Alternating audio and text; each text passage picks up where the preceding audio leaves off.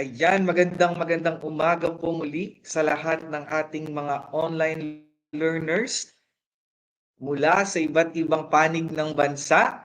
Good morning po sa inyong lahat. Ayan, no, tunay nga po na ako po si Tutor Mel mula sa SDO Palawan.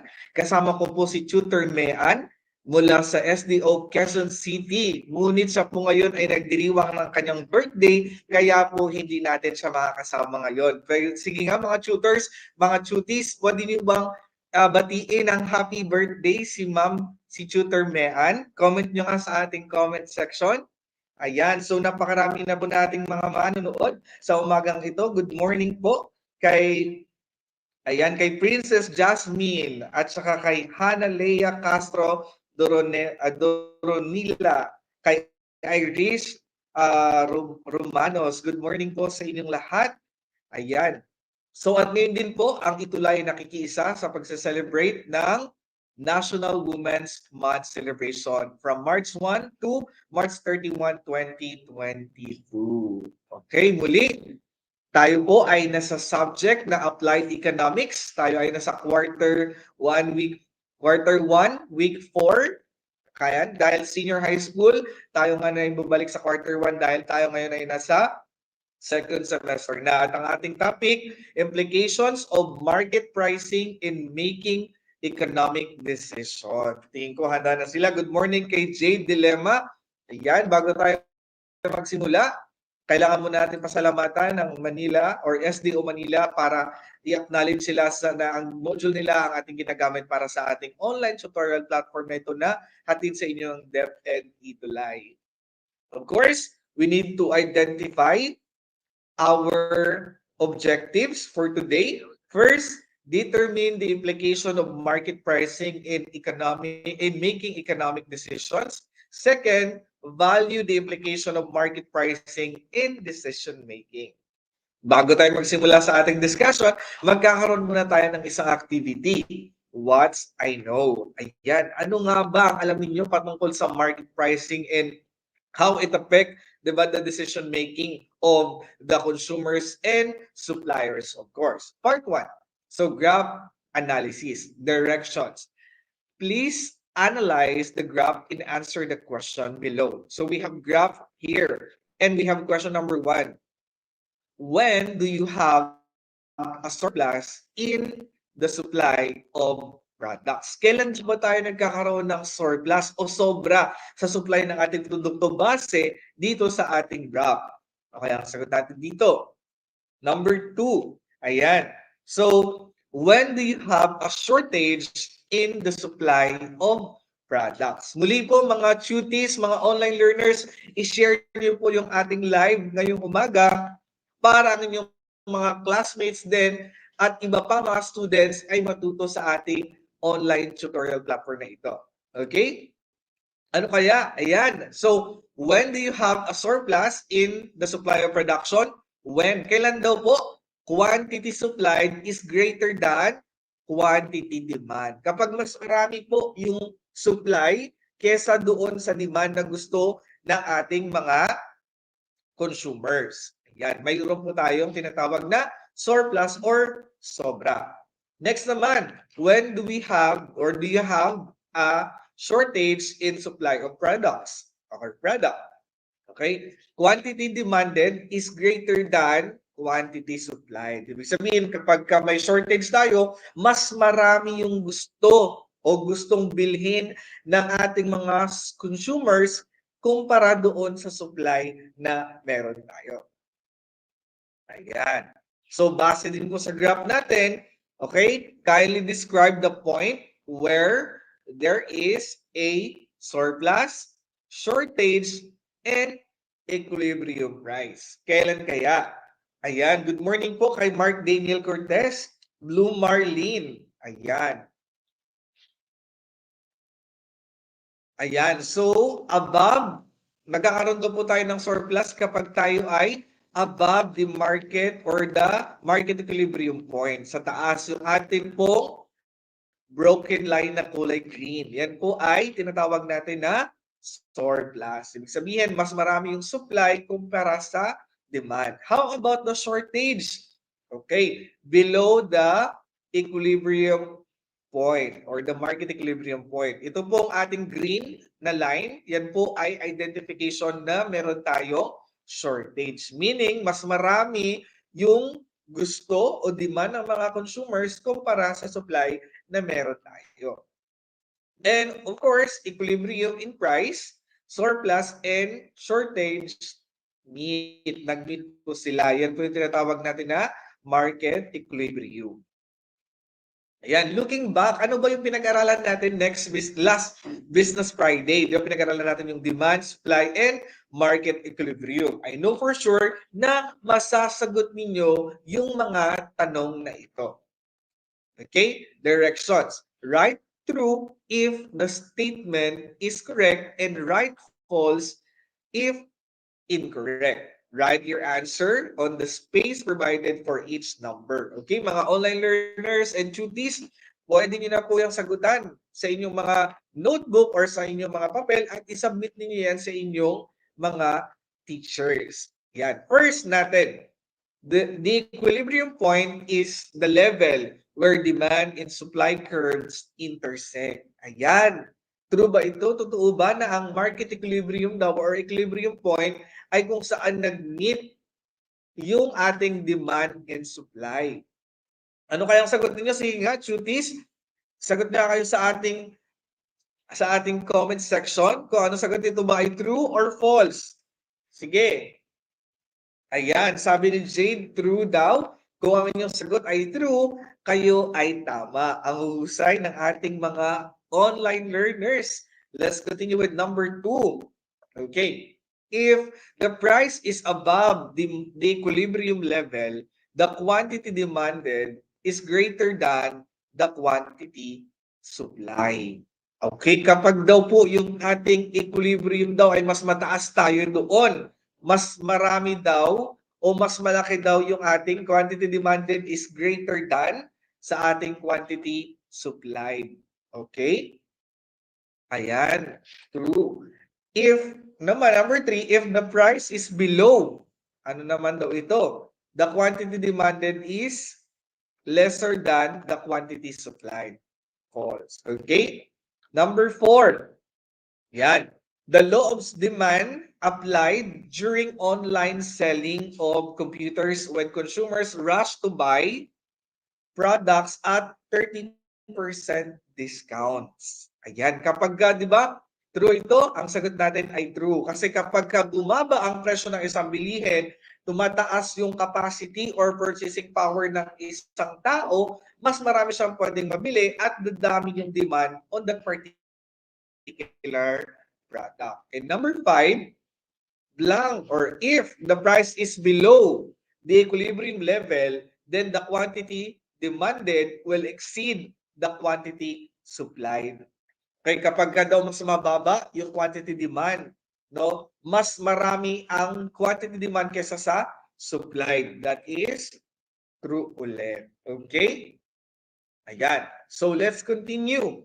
Market pricing on making decision or making economic decision. So but before that, let's read a article. Ayan, or an article. Ayan. According to an article created by Vice News, there are 55 people who die in the Philippines every day because of lack of clean water. Grabe, no, 55 people sa isang araw. As one can see, clean water is greatly needed by all people. Of course, di ba? As a student who is lucky to be given all the necessity needed in life, it would be normal not to think of this because we normally do not notice it. However, we need to. Diba? Ayan, according po to Katrina Arian Ibora, who works for UNICEF's Water, Sanitation, and Hygiene Program in the Philippines, stated that over 30 million people in the Philippines do not have access to improved sanitation facilities. Ayan, napakarami, 30 million. Ayan. So according to the PIS, by 2050 or the Philippine statistic, diba? Yan. 2050, the population of the areas where poverty in Manila will reach over 9 million, di ba? With rising population of the Philippines, there will be a problem with the economic of clean water because there will be too much demand for the supply of water. Okay, papasok pa rin tayo sa supply and demand. So kapag ka mas maraming demand for that particular product, napapansin natin anong nangyayari. Tumataas yung presyo ng bilihin. Okay? So marketing price system. So shortage is when there is an excess demand for the quantity supplied, while surplus is excess in supply. So yung shortage daw, kapag ka mas marami yung demand, sobra yung gusto ng tao, then konti yung ating supply. For example, okay, so we have 10 bottles of water, but there are 20 students who wants to buy that water or purchase that water. So there is a shortage. So ano mangyayari doon sa presyo ng tubig? For sure, the price will rise. Tataas yung presyo ng ng bottle of water na yon. Another example naman, 20 bottles of water. Okay, meron daw tayong 20 bottles at meron lang 10 students na gusto ng water. So, meron tayong tinatawag na surplus. And when surplus, ano nangyari sa price? Bumababa yung presyo ng isang produkto. Diba? So, yan. So, price system in a market economy. So, yan.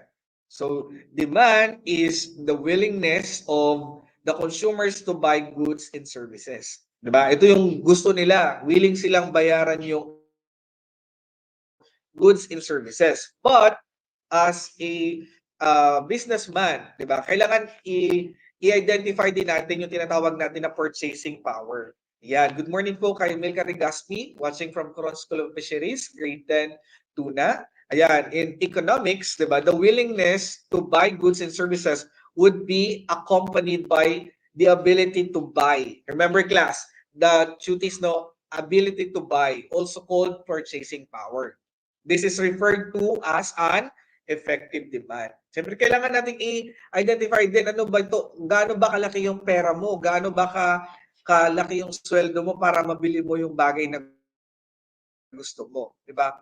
So yan. Sa willingness na bumili ng produkto ng ating mga consumers, pumapasok din dyan yung ating purchasing power na sinasabi. Okay, so we discussed already what is market equilibrium in our previous business Friday. No? Ngayon, i-discuss din pa din natin siya para mas maintindihan yun talaga mga cuties. So yan. So equilibrium is a point of balance or a point of rest. Diba? It is also called market clearing price. So remember, market equilibrium is also called market clearing price. Ito daw, nag-meet yung ating supply at yung demand, di ba? Nag-intersect sila. So characteristics nito, the supply and demand are balanced in equilibrium. Ibig sabihin, sakto yung produktong nagawa ng mga suppliers at sakto din yung kagustuhang bilhin ng ating mga consumers at a given price. Siyempre, di ba? Malalaman natin mamaya, sino ba yung si price na yan? Di ba? Equilibrium price is the price at which the producers can sell all the unit he wants to produce and the buyer can buy all the units he wants. Di ba? Yung equilibrium price naman, ito na yung kagustuhang ibenta ng ating mga producers or sellers yung kanilang produkto na gusto namang bilhin ng ating mga consumers o tayo bilang mga consumers. Characteristics, no, the economic forces are balanced and in the absence of external influences, the equilibrium value of economic variables will not change. Hindi siya magbabago kasi nag-intersect sila, no? Equal, doon sila nag-meet, doon sila, kunyari, nagkaroon sila ng negotiation na ito yung magiging price natin para bilhin natin o para ibenta yung produkto na yon. Okay? Equilibrium quantity demanded and quantity supplied are equal. Equal sila. Tali. Diba? So yan, the amount of goods and or services sought by buyers, it is equal to the amount of goods or services produced by sellers. Nag-equal yun yan. So tandaan nyo po equilibrium is also called market clearing price. Okay? Price system in a market economy, its characteristics. Yan. So the price will help us to make everyday economic decisions about our needs and desires. Di ba? Minsan, may gusto kang bilhin na isang bagay, pero nung nakita mo yung price, parang nagkaroon ka ng doubt bilhin. Kasi yun nga yung sa purchasing power natin. And price is the market-driven. Yan yung price natin.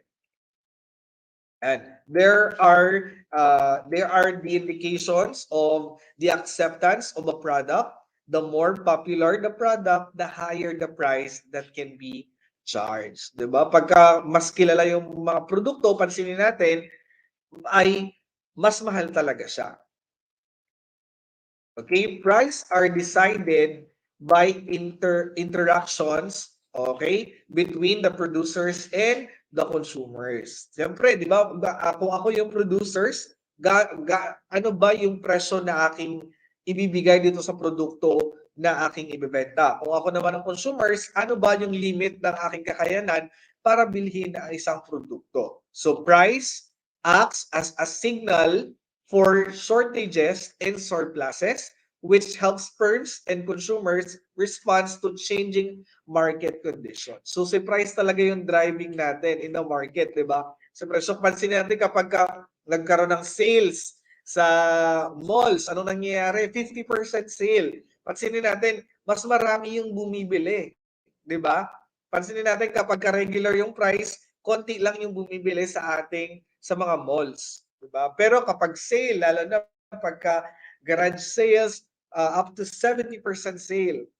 Anong nanonotice natin? Sobrang daming pumupunta sa mall kasi they have more purchasing power dahil mas marami silang bilhin kumpara doon sa walang sales. Okay? Yan, walang mga sale. Sino mga mahihilig sa sales dyan? Okay, sa sale during Christmas, di ba?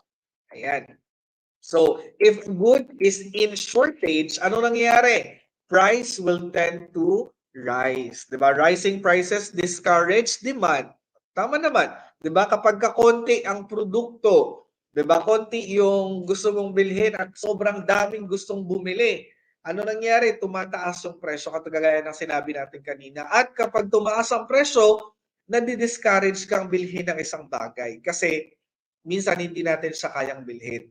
No, kasi kulang yung pera natin or the purchasing power is limited.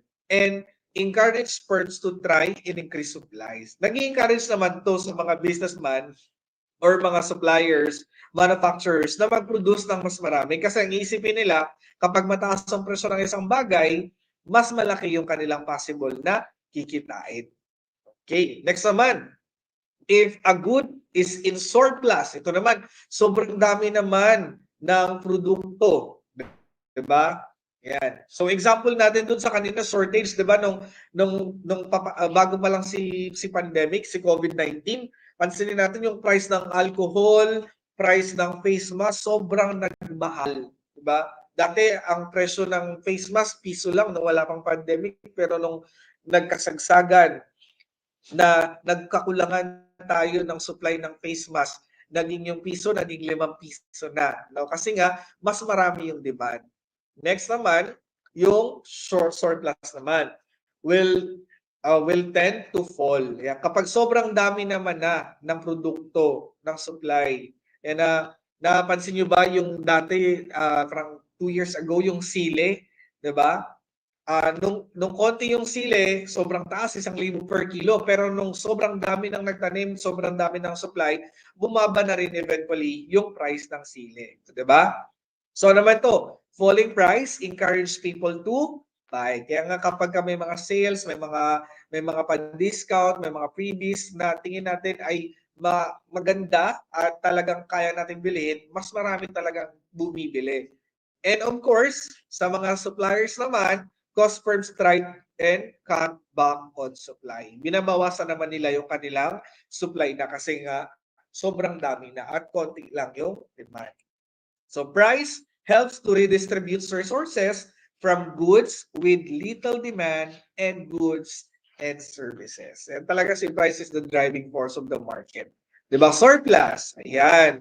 So based on our graph, nakita natin surplus, the broken line, the green one, determines surplus. Meaning, mas maraming produkto in the market and konti yung produkto na konti yung gustong bumili ng produkto. Ayan, good morning po kay Jasmine Amdi. Ayan, good morning po kay Rinaldo Densik Andal.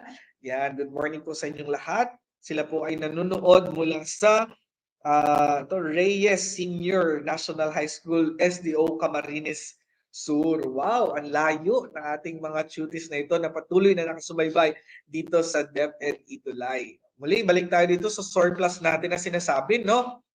Ayan. Pag surplus, sabi nga natin, mas maraming produkto ang available sa market. At syempre, kapag maraming surplus, bumababa yung ating price. Okay? Ang letter E po natin, yung broken line na kulay black, that is the market equilibrium. Okay? So the chart shows surplus. The quantity is greater than, the quantity is greater than demand. So when quantity is greater than the demand, it causes price to go down. Okay? Bababa yung presyo natin. Next naman natin, we have graph also for ating shortage. So, saan ba yung shortage natin dyan? Kung yung green natin na broken line ay para sa surplus, of course, the green line natin sa baba, below the market equilibrium is what we call shortage. Ano naman meron sa shortage? Ayan, in shortage, quantity, when we say quantity, it refers to the quantity supplied, is less than the demand. It causes price to go up due to scarcity. Ayan, shortage, scarcity. Ibig sabihin may kakulangan tayo. So pag kulang, anong mangyayari? Tataas ang presyo ng bilihin. Diba? Yung alcohol before, yung face shield pa, at saka face mask na talaga namang sobrang tataas dahil shortage tayo sa supply. But eventually, nung nagkaroon na ng mas maraming nag-produce, unti-unti namang bumaba yung presyo ng ating mga supply. Very important class that we know this aspect, no? Especially kapag kayo ay magtatayo ng inyong sariling business. Kailangan alam niyo yung market supply, market demand, market equilibrium, and how it affects, diba? What is the indicator of supplies and demand, which is what we call the price. Okay? And that's the end of our discussion. Let's have what I have learned, an activity, direction. Please analyze the problems carefully. Okay, answer the problems and present your solution. Interpret the results. Okay? Number one, actually one activity lang to. If there are 10 bottles of water and there are 20 students who wants to drink these bottles of water, there will be only 10 students whose demands are met while the others will not. So, anong mangyayari? Ano daw meron? Okay? Ano kayang sagot natin dyan? So, meaning, meron tayong tinatawag na kapag sobra yung ating demand sa supply, so may shortage tayo, and that is what we call scarcity. Very good. Meron tayong scarcity. You may answer all the rest of the activities, students. Ayan, tuties and learners, online learners, para pag nasagot niyo, pwede nyo i-submit sa inyong subject teacher. Ayan, let's check your understanding. So, sasagot kayo, Yan, read the sentence carefully, encircle the correct answer. So, number one, sige nga, let's try what you have learned. Talaga bang nakinig kayo sa ating discussion? It decided by interactions between the producers and the consumers. A, supply. B, demand. C, price. Or letter D, equilibrium. Ano kayang sagot natin dito? Sige nga, comment your answer in our comment section. Yan, sabi nila daw, letter C. Sabi ni Mark, sabi ni Benji, letter C. Ayan, sabi ni Milka, letter C. Kung anong sagot ay letter C, kayo ay tama. Diba? Price decided by interaction between the producers and the consumers. Okay, very good. Ang husay. Number 2, a point of balance or a point of rest. It is also called market clearing price. Ayan, na-discuss natin to kanina. A, demand. B, supply. C, price. Or letter D, equilibrium. Ano po ang inyong sagot? Ayan, ang huhusay. Ang sagot nila ay letter D. Kung ang inyong sagot ay letter D, kayo ay tama. Ito ay equilibrium na kung saan ang supply at demand ay nag-intersect. Okay? Number 3, the ability to buy, also called, eto na, A, purchasing power, B, buying skill, C, purchasing good, or letter D, supply curve. Ayan, the ability to buy sa demand natin, di ba? Ano kaya ang sagot natin dito?